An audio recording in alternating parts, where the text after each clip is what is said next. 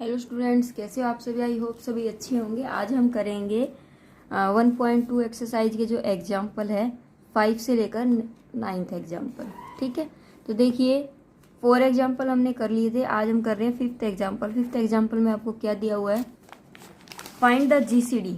आपको बोलना है, बताना है कि show that GCD of the A plus B and A minus B is either 1 और 2। इसने बोला ए प्लस बी का जीसीडी 1 और 2 हो सकता है इफ यदि ए बी जो है वो उसका जीसीडी 1 है। देखो ए और बी का जीसीडी 1 है, ए और बी का जो जीसीडी है वो क्या है, 1 है। तब ए प्लस बी का जीसीडी क्या हो सकता है, 1 भी हो सकता है और 2 भी हो सकता है। ए प्लस बी और ए माइनस बी का जो जीसीडी है वो क्या हो सकता है, 1 हो सकता है या फिर 2 हो सकता है। वो हमें बताना है कि कैसे हो सकता है। तो देखिए इसने बोला कि ए बी का जीसीडी 1 है, तो आपको ये बताना है कि ए प्लस बी और ए माइनस बी इन दोनों का जीसीडी शुड बी 1 या फिर 2, दोनों में से कोई भी एक हो सकता है ना। तो मैं आंसर करती हूँ यहाँ पर कि लेट, हमें कुछ मानना पड़ेगा कि इन दोनों का जीसीडी मैं मान के चलती हूँ कि कुछ एफ है।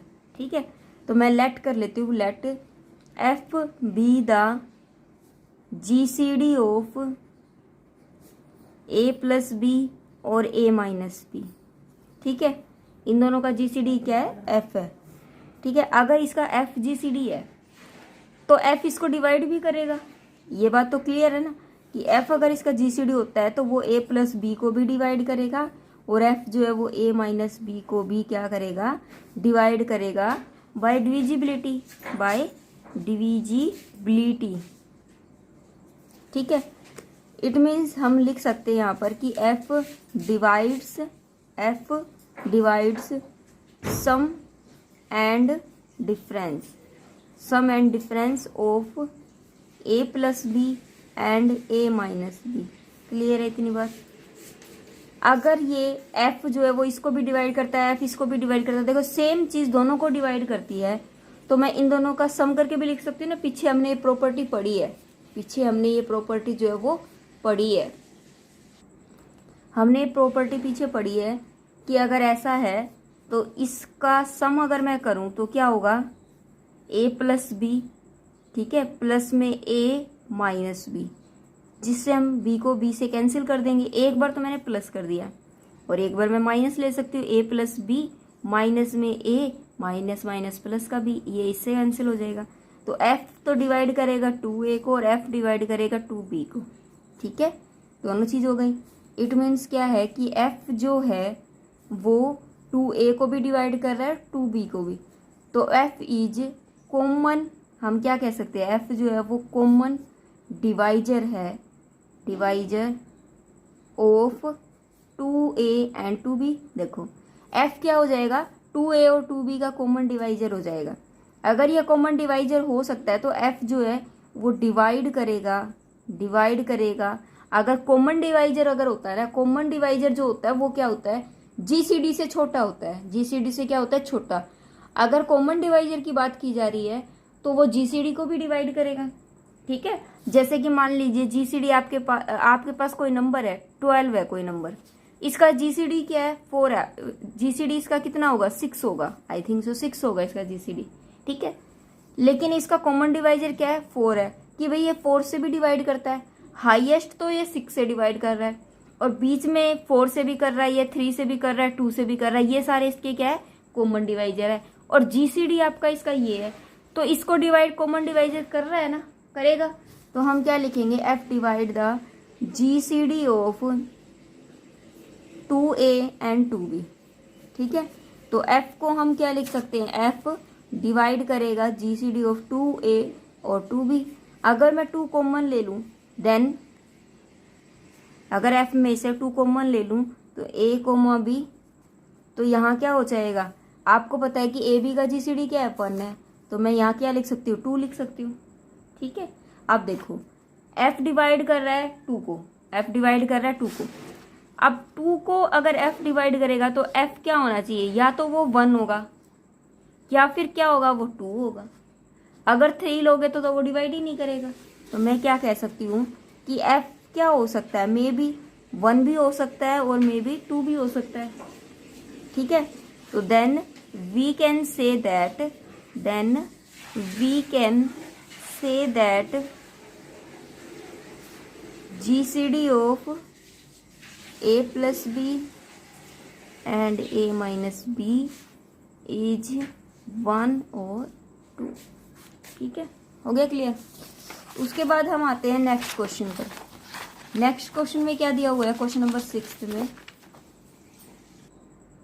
इफ C डिवाइड करता है AC को, C डिवाइड करता है B को, ठीक है। देखो इसने क्या बोला, C डिवाइड करता है A को, सॉरी C डिवाइड कर रहा है A को, C डिवाइड कर रहा है B को। सेम चीज जो है वो B को भी डिवाइड कर रही है और A को भी, एंड A डिवाइड कर रहा है C को और B डिवाइड कर रहा है C को। ये क्या है, इनका जो GCD है वो 1 गिवन है, where A B C are non zero integer. यहाँ पर A B C जो है वो क्या है, नॉन जीरो इंटीजर है। नॉन जीरो का मतलब क्या है, जीरो नहीं होना चाहिए। देन प्रूफ दैट कि A B का जो GCD है वो 1 C के बराबर है। ये चीज़ मुझे प्रूफ करनी, ठीक है। अब आपको पता है, आपको ये गिवन है, इफ C अगर A को डिवाइड करता है देन बाय डिविजिबिलिटी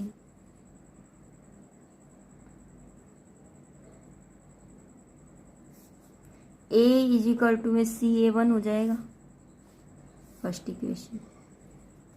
सेकंड में क्या है, इफ C डिवाइड करेगा B then by divisibility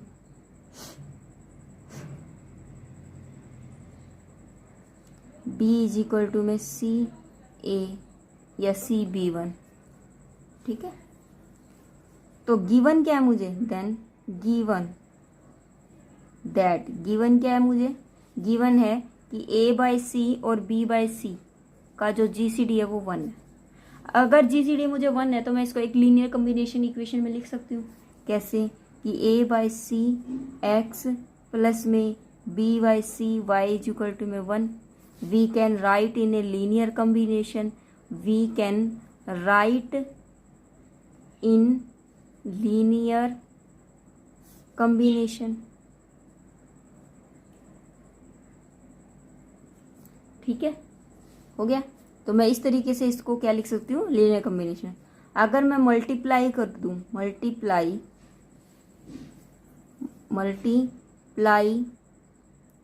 both side by C, both side by C, तो क्या हो जाएगा, AC by CX plus BC by CY is equal to में C, ठीक है। तो ये क्या हो जाएगा, AX plus BY is equal to में C। तो इसको मैं वापस अगर इस फॉर्म में लिखूं तो क्या होगा, देखो A और C का, A और B का GCD का क्या होगा, C होगा ना।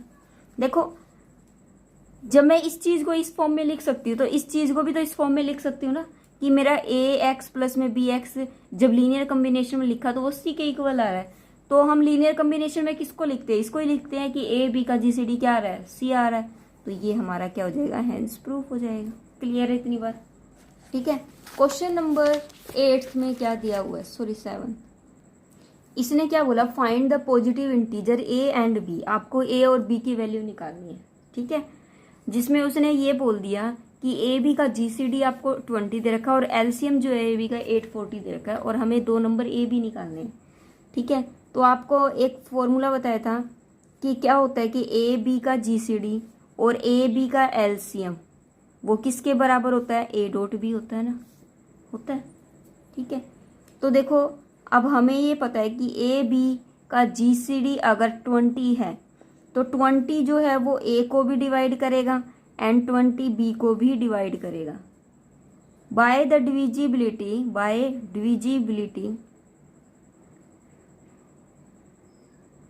वी कैन राइट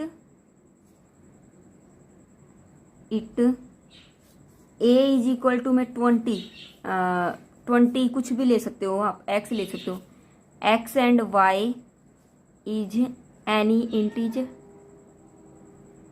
होता है ना ऐसे, ठीक है।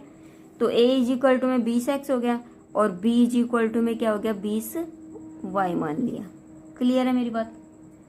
ठीक है, अगर a इज इक्वल टू में 20x है और y इज इक्वल टू में 20x y है, ठीक है, x और y कोई इंटीजर है, कैसे? देखो आप खुद देखिए कि a इज इक्वल टू में 20 होना चाहिए ना 20, साथ में कुछ नहीं होना चाहिए। इसका मतलब क्या, यहाँ पर x की वैल्यू 1 हो सकती है और y की वैल्यू भी 1 हो सकती है, तो इनका जो जीसीडी है x और y का वो भी क्या हो सकता है, 1 होगा। मेरी बात समझे या नहीं समझे? x और y का जीसीडी भी क्या होगा, 1 होगा या नहीं होगा? ठीक है, ये बात तो क्लियर हो गई ना, x और y का जीसीडी 1 है। ठीक है, आपको दिया हुआ क्या है, एलसीएम की बात अगर मैं करूं तो एलसीएम में a और b का एलसीएम आपको 840 गिवन है। ठीक है, तो मैं यहाँ रख दूं, यहाँ पर रख देती हूँ कि आपको पता है कि a dot B is equal to में एलसीएम इंटू में जीसीडी। ठीक है, देखो a और डॉट b, a की वैल्यू मेरी क्या निकली थी, यहाँ से a की वैल्यू निकल गई मेरी ये, और b की वैल्यू निकली मेरी ये, यहाँ रख दूँ तो मेरे पास कितना हो जाएगा, 20x और इंटू में 20y इज इक्वल टू में इसकी वैल्यू 840 और उसकी वैल्यू क्या थी 20। क्लियर है? कैंसिल होता है वो एक चीज़ काटती, फिर 20 से एक कैंसिल हो रहा है, तो ये हो रहा है 4 पर और 1 पर, इसी पर जा रहा है ना, नहीं 2 पर। ठीक है, ये गया, x और y की वैल्यू कितनी आ गई मेरे पास, 42 आ गई। अब x और y की वैल्यू 42 है, ये तो अब है ना कंडीशन आएंगी आपके पास बहुत सारी कि अगर x y की वैल्यू 42 है और जीसीडी x और y का वो 1 है, ये बात ध्यान रखना। तो आपको ऐसे 2 नंबर लेने हैं जिनका जीसीडी 1 आए। ठीक है, मतलब 42 कब बनता है, जब x की वैल्यू 1 हो और y की वैल्यू 42 हो। ठीक है, और जीसीडी भी उसका क्या आएगा, 42 वो 1 आएगा। तो एक तो ये केस बन सकता है। दूसरा क्या बन सकता है, x इज इक्वल टू में 2 ले सकते हैं हम और y इज इक्वल टू में 21, और 2 और 21 का जीसीडी भी 1 आएगा। तीसरा केस क्या ले सकती हूँ मैं, x इज इक्वल टू में 3, y इज इक्वल टू में 14, इन दोनों का जीसीडी भी आपके पास क्या आएगा, 1 आएगा। उसके बाद मैं क्या ले सकती हूँ, x इज इक्वल टू में 6 और y इज इक्वल टू में 7, इन दोनों का जीसीडी भी 1 आएगा। हो गया क्लियर? मतलब मुझे ऐसी चीज लेनी है जिनका जीसीडी 1 आ जाए। ठीक है, तो मेरे पास ये वैल्यू हो सकती है। तो फ्रॉम, अगर मैं इक्वेशन की बात करूँ, a इज इक्वल टू में 20x था मेरे पास और b इज इक्वल टू में 20y था मेरे पास, तो a की जगह पर क्या वैल्यू आ सकती है, 20 आ सकती है, और b की जगह पर अगर ये 42 रखा जाएगा तो 840 आ सकता है।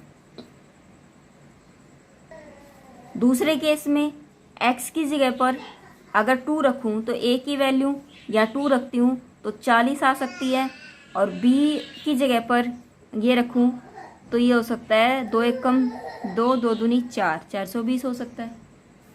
a की जगह पर अगर 3 रखूं, 3 दूनी 6, 60 हो सकता है, और a की जगह पर अगर मैं 6 रखूं तो 6 दूनी 12, 120 हो सकता है। अब b की वैल्यू क्या होगी, b की वैल्यू देखो, b की वैल्यू 20 है, 20 60 रख दो, 6 दूनी 12, 1200 हो गई। ठीक है, उसके बाद अगर मैं यहाँ पर, मैंने गलत ले लिया क्या, ओके इससे गुणा कर दी मैंने, मुझे करनी थी 14 से, कर दी मैंने इससे, तो ये होगा 14 14 28, 280 आएगा।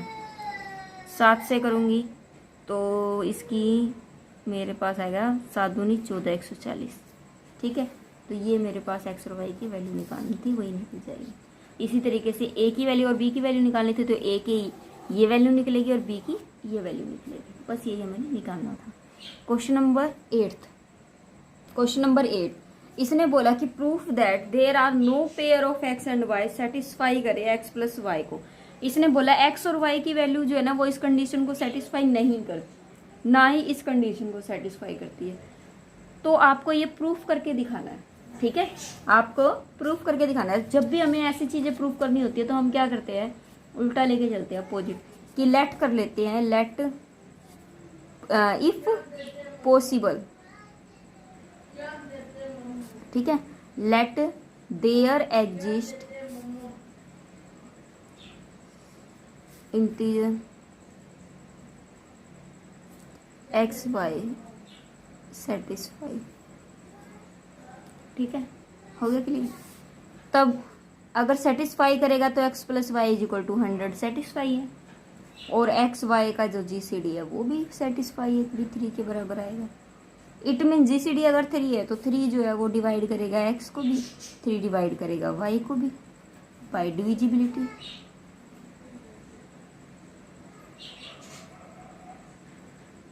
ठीक है, बाय डिविजिबिलिटी रूल अगर सेम चीज दोनों को डिवाइड कर रही है तो इनका प्रोडक्ट एडिशन और डिवाइड भी सेटिस्फाई करेगा, होगा या नहीं होगा? लेकिन ऐसा नहीं, क्यों? क्योंकि 3 अगर x प्लस वाई को डिवाइड करता है तो x प्लस वाई की वैल्यू तो मेरे पास 100 है, क्या 300 को डिवाइड कर रहा है? नहीं कर रहा, तो यहाँ पर ये रूल पॉसिबल नहीं है, विच इज नॉट पॉसिबल। समझ आ रही है मेरी बात? Which is not possible. ठीक है, अगर ये पॉसिबल नहीं है तो जो मैं लेके चली थी वो भी रॉन्ग है। हमारी जो एज्यूम्पशन थी, अवर एजम्पशन इज रॉन्ग। ठीक है, देन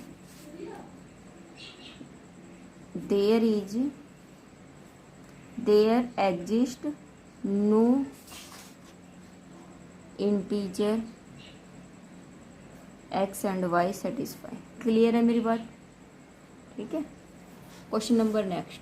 इस क्वेश्चन में उसने क्या बोला है कि prove that there are infinitely many pair of integer X and Y, कि इसके अंदर बहुत सारे सॉल्यूशन जो है वो एग्जिस्ट करते हैं एक्स और वाई के पेयर। ठीक है, पहले वाले क्वेश्चन में मुझे ये बताया था कि एक्स वाई का इंटीजर जो वो एग्जिस्ट नहीं करता, लेकिन अब उसने बोला कि मैनी जो है वो एग्जिस्ट करते हैं, इसके अंदर एग्जिस्ट करते हैं। तो देखो आपको ऐसे बोल दिया कि x plus Y is equal to में गिवन है 10 100 के, और x और y का जो जीसीडी है वो आपको गिवन है 10। अगर ऐसा है तो 10 जो है वो डिवाइड करेगा x को भी और 10 डिवाइड करेगा y को भी। देखो दोनों को डिवाइड करेगा। क्लियर है मेरी बात? और यहाँ पर कोई भी आप लिख सकते हैं ना, we can write in a linear combination, हम लिख सकते हैं ना भाई, there exist any integer m and n in linear combination. Clear है? लीनियर कॉम्बिनेशन में कोई भी एग्जिस्ट कर सकता है। ठीक है, अगर ऐसा है तो फिर हम क्या करेंगे, हम इसको ऐसे लिख सकते हैं कि इसको हम लिखेंगे इस वाली टर्म को एम एक्स प्लस में एम एक्स, दोनों सेम लिख सकते हैं, एम एक्स प्लस में N Y is equal to में 10 लिख सकती हूँ मैं इसको लीनियर कॉम्बिनेशन के इक्वेशन में। मैंने ये ऐसे लिख दिया। अब देखो एक इक्वेशन मेरे पास ये है एक्स वाई की, और एक इक्वेशन मेरे पास ये है। अब मैं बिल्कुल इजीली सोल्व कर सकती हूँ। देखो यहाँ से X plus Y is equal to में मेरे पास क्या है 100 है। अगर मैं यहाँ से y की वैल्यू निकालूं तो 100 माइनस में x हो गया।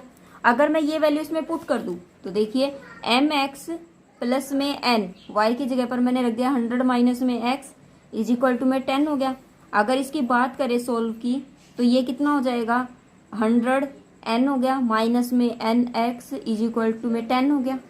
ठीक है, अगर मैं इसको सोल्व करूँ, इसमें से x कॉमन ले लूँ तो m माइनस में n इंटू में x प्लस में 100 n इज इक्वल टू में 10 हो गया। ठीक है, यहाँ क्या बच जाएगा m माइनस में n x is equal to में 10 माइनस में 100 n हो गया। यहाँ से अगर x की वैल्यू निकालूँ तो 10 माइनस में 100 n अपॉन में m माइनस n हो सकता है। ठीक है, यहाँ से मेरे पास क्या निकल जाएगी x की वैल्यू।